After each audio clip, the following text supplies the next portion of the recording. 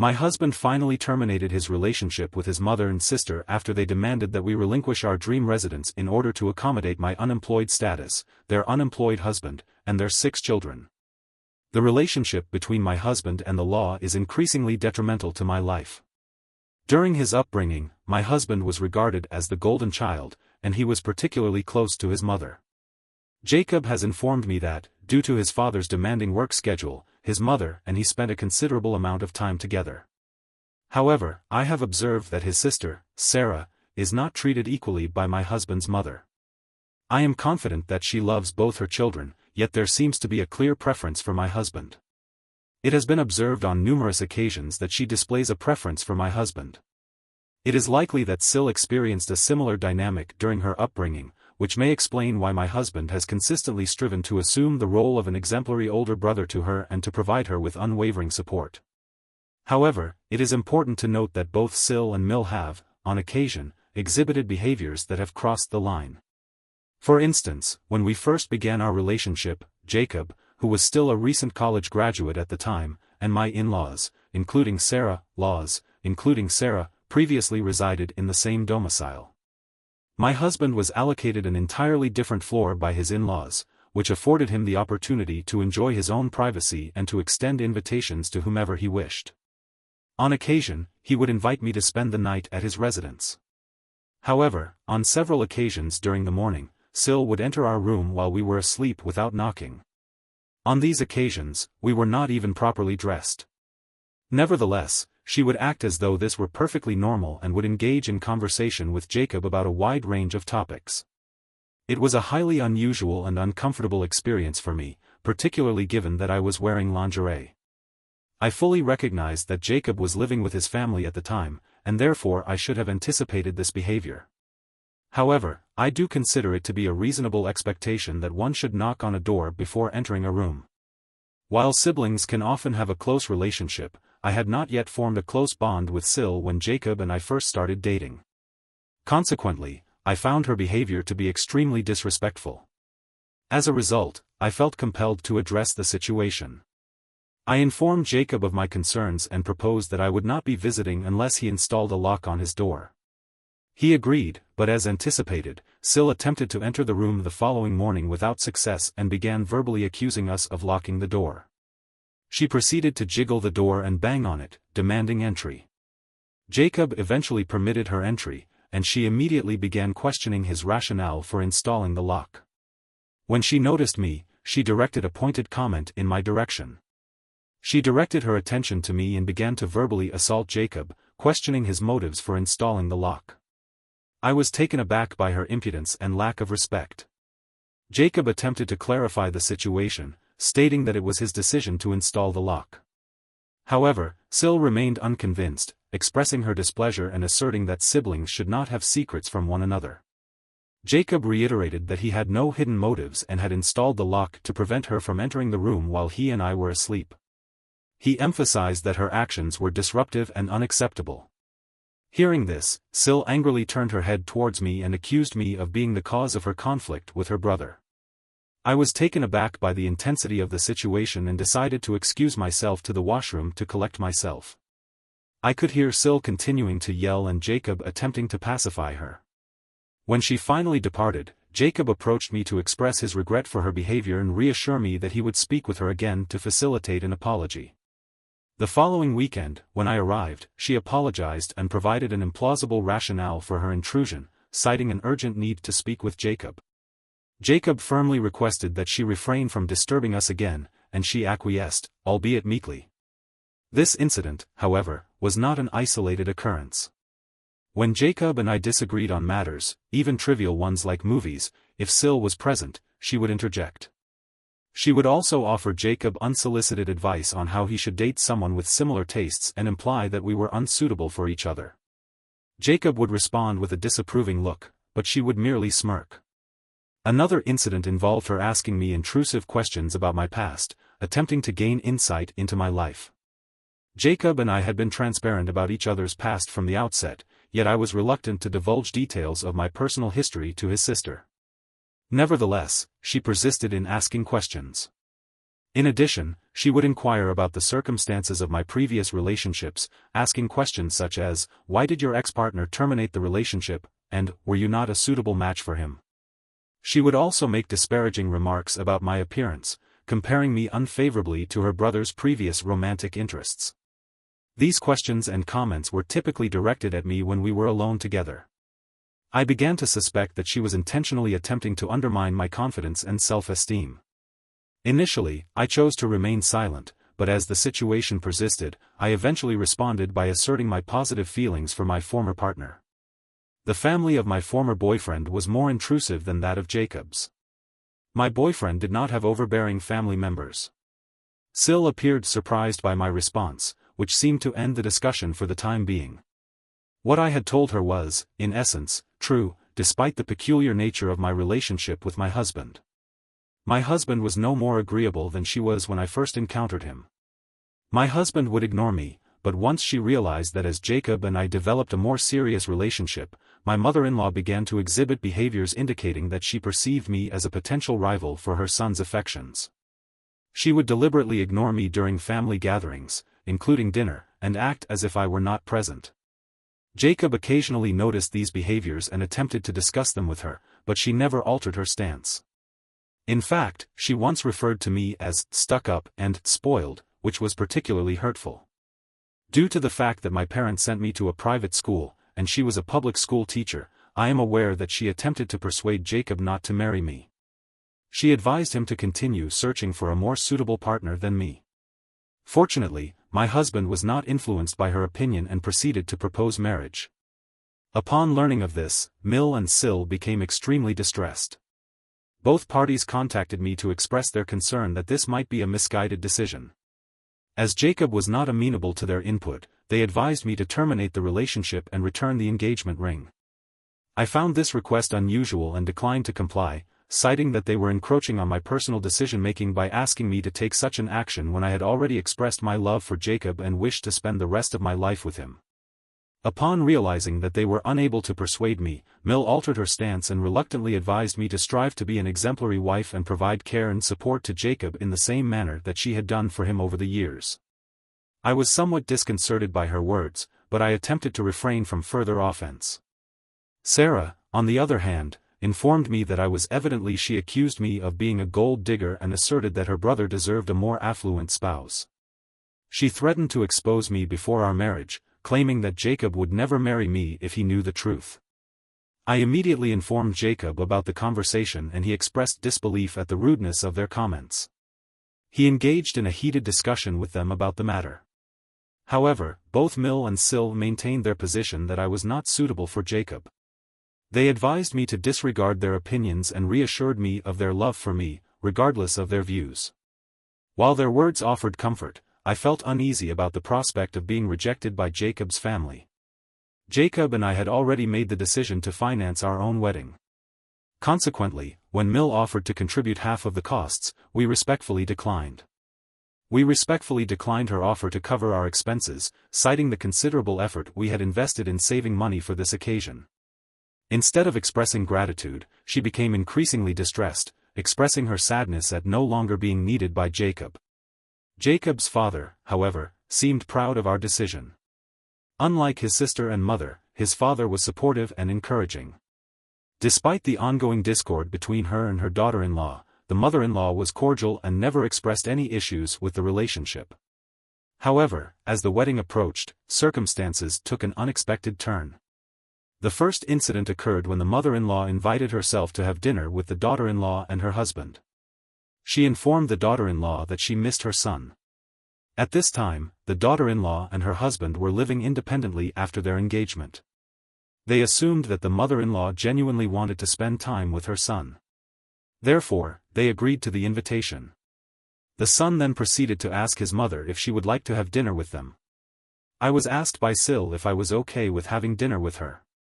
I begrudgingly agreed, as I was reluctant to be rude to my sister, who was soon going to be my sister-in-law. While we were having a meal, she suddenly began discussing her strong dislike of cheating partners and cheaters.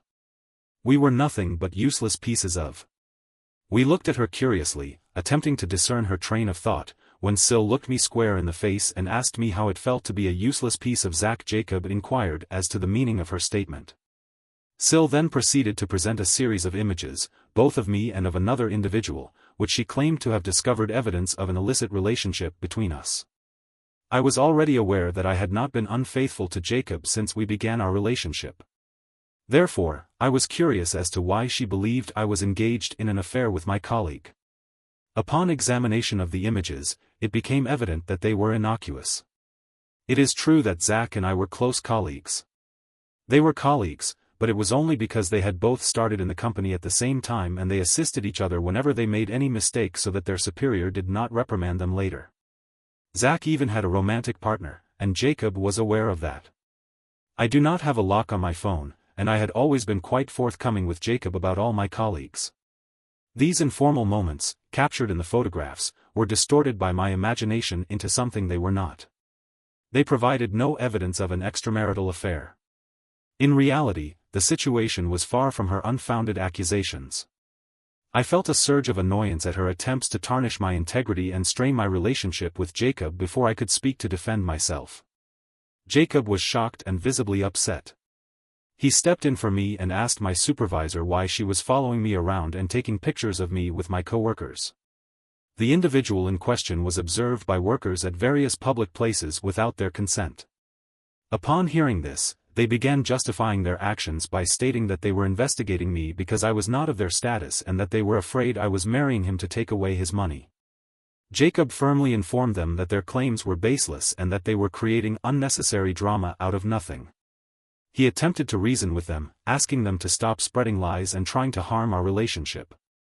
However, Sil persisted in yelling at him, stating that he should open his eyes to the obvious affair that was going on. I also attempted to inform her that we were simply co-workers. Despite my objections, she remained adamant in her statements. As her accusations continued, the atmosphere grew increasingly tense. I was tired of her accusations and yelling, so I informed Sil that I intended to file a police case against her for illegally taking my pictures and stalking me. Her expression changed to one of shock as she looked at me and asked if I was serious. I informed her that I had all the necessary evidence and that she had deliberately stalked me and taken these photographs of me with my she was attempting to discredit me with baseless accusations. Sil then directed her attention to Jacob, requesting his assistance in resolving the matter. She asserted that her actions were motivated by a desire to protect her brother and that the incident was not as significant as it appeared. She implored Jacob to intervene on her behalf, emphasizing that pursuing legal action would negatively impact his professional prospects and future. I firmly informed Sil that only she could. Sil then inquired as to my desired outcome. I informed her that I would not pursue legal action against her, provided that she refrained from any further contact with me. Sil was thus compelled to acknowledge the futility of her actions and the inevitability of her continued involvement in this situation. She then directed her gaze towards her brother, but Jacob, in a gesture of support, advised her to recognize my willingness to let this matter rest, given the circumstances. It was evident that my initial stance was untenable. Estub reluctantly concurred to maintain a distance from me. Consequently, we have not interacted since that day. Jacob continues to engage with her, yet she has never attempted to communicate with me since that incident. The second incident occurred the night before our wedding during our rehearsal dinner. Mill, who had assumed responsibility for our rehearsal, despite our offers to assist with the preparations leading up to the event, she declined our help and stated that she would take care of everything herself. However, upon arrival, it became evident that the preparations were not as anticipated. The rehearsal dinner was a collection of plastic tablecloths on picnic tables and cold Mexican food. During dinner, she exhibited signs of distress, which detracted from the celebratory atmosphere. She became inebriated and behaved inappropriately with the other guests, stating that she could not wait for the nuptial celebrations to conclude and that the preparations had been stressful, despite her lack of financial contribution and involvement in the planning process. My remuneration was also insulted and I was asked to leave. My spouse attempted to justify her mother's behavior, but my father refused to listen. As one might imagine, the situation was a complete disaster. I was concerned that both women would somehow spoil my wedding the following day. That night, Jacob and I had our first fight. I informed him in a firm manner that he needed to uninvite both S and Mill. Given their behavior, it was likely that they would do something to upstage us during the wedding. My husband vehemently refused. He attempted to assure me that Phil would be in attendance and that he would prevent them from doing anything to disrupt the proceedings. I informed Jacob that if he did not extend invitations to his mother and sister, there would be no wedding the following day. Jacob was visibly taken aback by my demand, as I was aware of how it would be perceived. However, I was anxious about the potential actions of these women and the impact they might have on the event. I was keen to avoid any further embarrassment in front of my family. Furthermore, Jacob did not possess well-defined boundaries. I hoped that this ultimatum would elucidate the extent to which these women were negatively impacting our relationship. Fortunately, Jacob comprehended the situation and made the appropriate decision. He contacted his father in the early morning hours to inform him that his mother and sister were uninvited. Phil did not appear surprised and reassured him that after a brief discussion with Phil, Mill and Sil began contacting Jacob repeatedly, attempting to persuade him to allow their presence at the wedding. However, Jacob firmly declined, citing their behavior towards me throughout our relationship as the reason for his discomfort. This response prompted Mill to. He informed Jacob of his opinion of me as a woman, stating that I was of poor character. Sil also attempted to persuade Jacob, but he remained steadfast in his decision. I felt remorse that Phil was unable to attend the wedding due to the restrictions imposed by his wife and sister. I was genuinely distressed by my ultimatum, but this sentiment was soon superseded by the knowledge I gained from Jacob's cousins. They informed me that Sil and Mill they had planned to wear white dresses to our wedding. They also revealed that they had a family WhatsApp group, comprised exclusively of women, in which Sil had encouraged others to wear white. She had stated that there was no reason for the bride to be the only one wearing white. I was taken aback by the depth of their betrayal, particularly after learning of this information. I was gratified that they were uninvited from the wedding. He missed his family, but he also understood my perspective. Overall, we had a wonderful wedding, and no one attempted to overshadow us. However, since that day, Mill and Sil ceased all communication with me, which I found agreeable. They would only invite my husband for dinner or on special occasions, which I did not object to. Phil, on the other hand, was cordial towards me. We continued to maintain contact over the years. Jacob and I saved our money meticulously and eventually purchased a new house this year. It is our first home, and as you can imagine, we were excited about finally owning something of this size. His parents and Sil did visit our place for a small housewarming celebration. On that day, to avoid them, I visited my parents and I have recently had the opportunity to spend time with my family. However, I would like to now address the main issue. Last month, she contacted me unexpectedly. Given that we have not spoken since the day I married Jacob, this was a surprising development. She inquired about my well-being and my life in general. I was somewhat taken aback by her sudden interest, but I answered her questions. She then proceeded to ask a series of questions. She inquired about my experience of residing in a spacious residence while I was the only occupant, along with Jacob. Her remarks were hurtful because Jacob and I had been desirous of becoming parents for an extended period. However, due to the presence of infertility concerns, I was unable to become pregnant. Jacob was aware of this situation and, although we grieved the possibility of never having biological children, we eventually came to terms with it. I had informed Jacob on numerous occasions when I was informed that he was permitted to initiate a divorce in order to subsequently marry another woman and have biological children. However, Jacob had consistently demonstrated his commitment to me. He expressed his love for me and asserted that it was acceptable for us to remain childless as long as we had each other and our respective families. It is worth noting that our families were aware of this arrangement. Mill subtly commented on the matter and subsequently informed me that my sister. I was taken aback to learn that the in-law was pregnant, as this would be her sixth child. I had been informed by Jacob that her husband was unemployed and did not adhere to safe sexual practices, which resulted in these unintentional pregnancies. Her partner exemplified laziness and did not contribute to household chores or childcare. Jacob had disclosed that he treated her as his personal maid and was reluctant to assume financial responsibility for household expenses.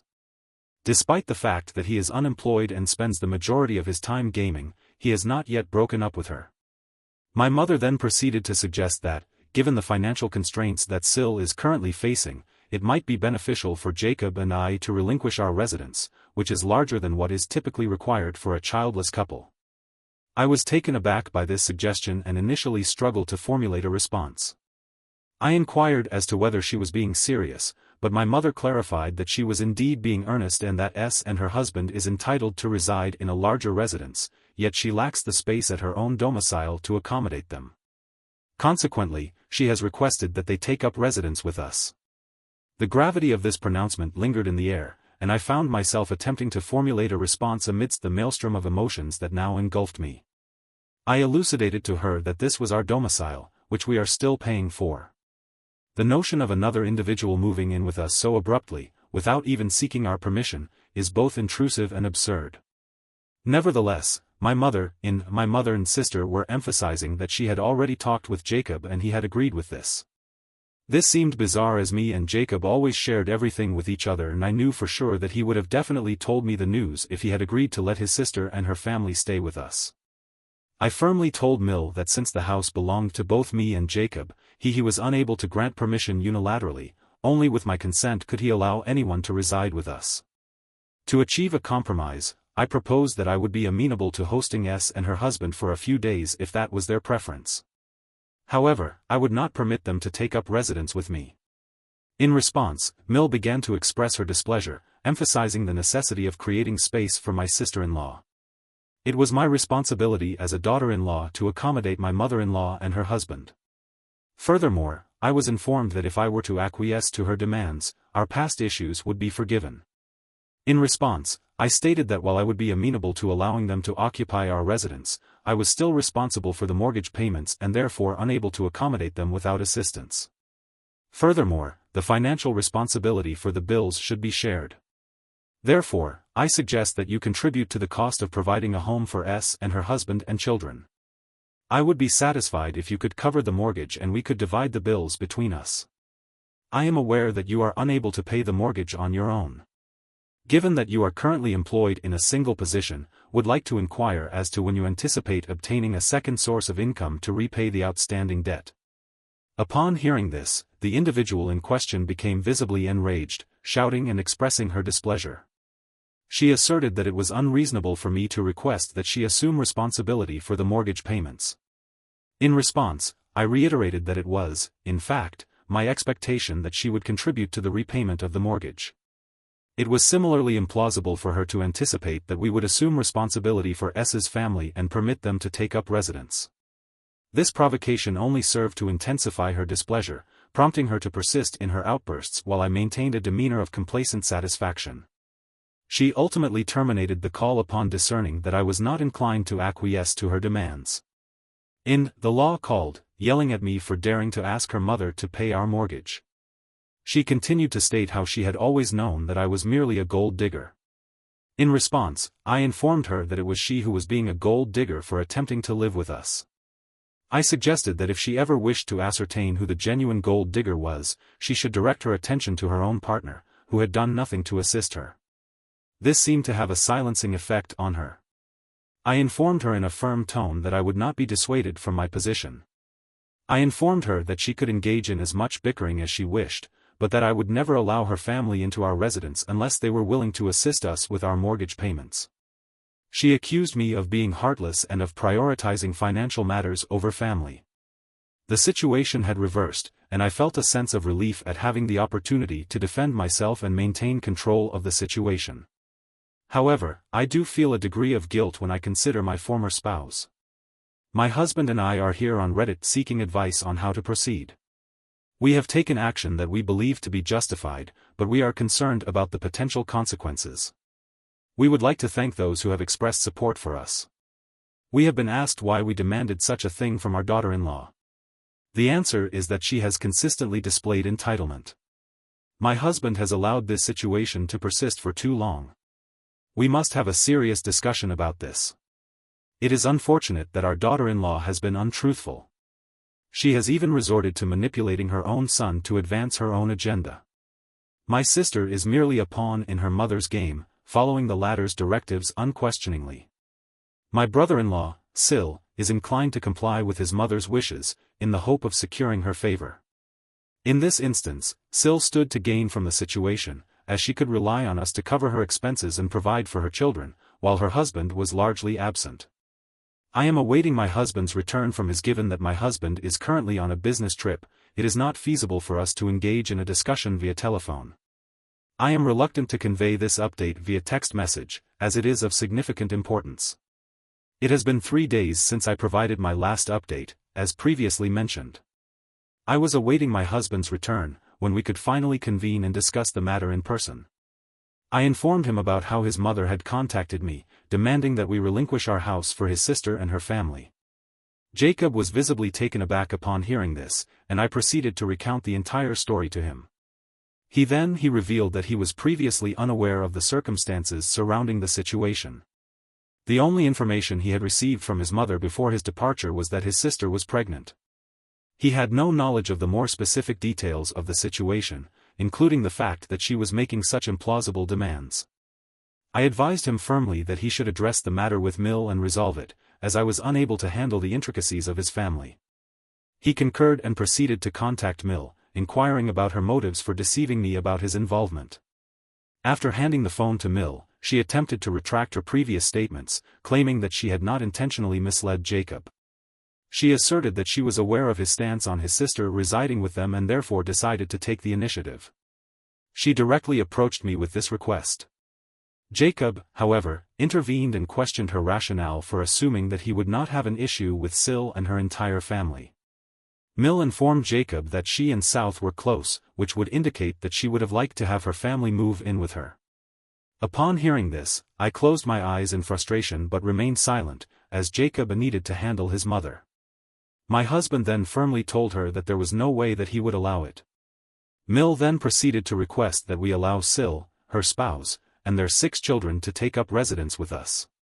She asserted that we had a moral obligation to provide for them. In response, my husband clarified that it was not within our purview to assume such a responsibility. He further suggested that, if she truly needed assistance, she should assume the role of primary caregiver. Phil indicated that he was not inclined to accommodate S's request, citing the limited space in their current residence. However, our own home was quite spacious, making it feasible for us to extend assistance to S. She further suggested that, as I was childless, I could contribute to the care of S's children, which she believed would enhance my sense of fulfillment. I was taken aback by this proposition, and I observed a noticeable change in my husband's demeanor. He responded by stating that she had no right to make such an insensitive remark about me and that she could not use it as a basis for forcing me to care for S's children. He continued by informing her that Phil had justifiably distanced himself from Sil, given her tendency to procreate. He then stated that he was no longer willing to engage in further discussion. Both parties attempted to retract their statements, but Jacob continued to assert that he had endeavored to maintain a cordial relationship with them, even in the face of repeated disrespect towards me. However, he reached his limit. Mill began to plead with him, but Jacob informed her that this was our residence and that I was his wife. He made it clear that any disrespect towards him or his wife would not be tolerated. Furthermore, she had also disrespected him and therefore did not merit remaining in his life. With these final words, Jacob terminated the call. Since then, he has had no contact with either S or Mill. Phil did, however, call to speak with him. Upon learning of the entire incident, he comprehended the reasons behind Jacob's drastic decision. Phil spoke with him and offered an apology. He informed me that he had done so on behalf of his wife. However, I informed him that it was not his responsibility. Update 3: The following 2 weeks have been noteworthy. Many individuals have suggested that I install cameras in my residence as a precautionary measure in case Mill and Sil choose to arrive and create a commotion. Consequently, I have ordered and installed cameras throughout my residence. As luck would have it, it was anticipated that they would arrive last weekend, when I was alone and observed them knocking on my door. Upon seeing that they were there, I immediately contacted Jacob, who informed me that he was en route. When I opened the door, Mill and Sil were present, exhibiting clear signs of displeasure. They demanded entry, but I maintained my position and refused. I informed them that they could not enter the premises and suggested that if they had any concerns, they could discuss them from outside. Mill began to accuse me of being heartless and greedy, and I calmly reiterated that this was our home and that they had no right to enter uninvited. Mill persisted in her demands, unaware of that the cameras captured every moment. I then proceeded to calmly remind her of our previous conversation, reiterating that I would not be giving up my home for S and her husband. Furthermore, I informed her that if she had anything further to discuss, she should wait for Jacob to return home. In response, S began to yell that I was breaking up the family for no reason. I was being too stubborn, she informed me. Not only was I a gold digger, as she had always known, but now I was trying to take her brother away from them. I then informed them that whatever they were saying was being recorded in our cameras and that I would be using this evidence to get a restraining order against them so that next time they were prohibited from approaching our residence within 50 feet. Their eyes widened in shock, and Mill yelled that I wouldn't dare to do that. I smirked at her and informed her that if they didn't vacate our property immediately, I would be filing a legal order against them. This frightened them, and my S began to argue that I was overreacting. It was not a significant issue. Fortunately, at this juncture, Jacob arrived. He proceeded towards us in a composed manner and inquired of Mill as to the purpose of her and Sill's presence. Mill hastened to embrace him, but he deflected her and inquired of her once more, in a firm tone, as to the reason for her and Sill's visit. Sill commenced to state that they were aware that I was attempting to exert control over his life by preventing him from he allowed them to speak, stating that they had come to confront me. I observed the absurdity of their claims. Jacob clarified that he had initiated the no-contact decision and that he had no desire to interact with them. At this point, Mill began to plead with him to forgive her, but he demanded that they leave the premises, stating that he would be forced to call the police if they did not comply. Their eyes widened in shock, indicating that they had not anticipated such a response from him. Jacob proceeded to inform them that if they ever returned to the house, he and I would be free to call the police and have them removed by force. They appeared devastated, but Jacob was no longer concerned about their reaction. I felt relieved that my husband was finally standing up for me. Subsequently, both individuals departed, visibly distressed. Jacob subsequently spoke with Phil, who was as surprised as we were that Mill and Sill had gone behind his back. Subsequently, they returned to our residence without prior notification. Jacob reassured us that we were justified in denying them entry. He is also becoming increasingly exasperated with their conduct. Given Jacob's unwavering stance and their subsequent eviction, it is unlikely that they will venture onto our property again. I will contact a lawyer and send them a notice of immediate termination. I am gratified that my husband has finally recognized the toxicity of his family and that they will no longer trouble us, allowing us to live our lives in peace. I hope this will be my final update on the matter, as I wish to move on from this situation. Music.